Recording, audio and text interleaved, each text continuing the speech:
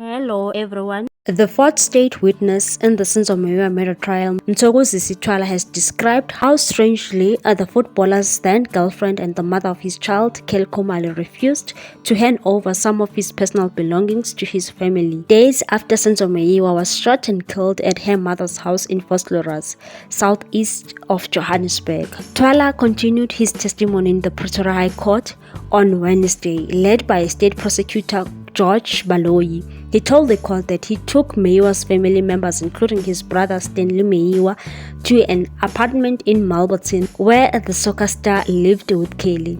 He said, "We were in the company of law enforcement officers as they spoke to Kelly and I was standing on the side.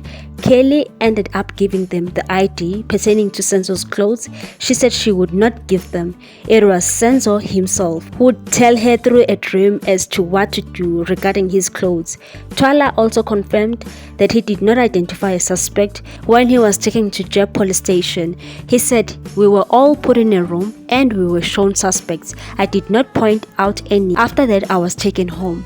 Twala also described his relationship with Meyiwa, telling the court that their friendship had started when they played for rival football teams. He also testified that he kept talking to Meyiwa while they were transporting him to the Botselong hospital, where he later died. He said, "I held him by head and told him to think of his children, and I also raised his hand to see if he could hold it up on his own." Twala previously told the court that he had met with Meyiwa frequently, but most notably in September 2014, when he traveled to the offices of Orlando Pirates to deliver his lost phone. Advocate Charles Mnisi, the new lawyer for accused number 3, Mthobisi Mncube, previously indicated to the court that he would like to recall witnesses who had already testified, for them to clarify certain aspects of their testimonies.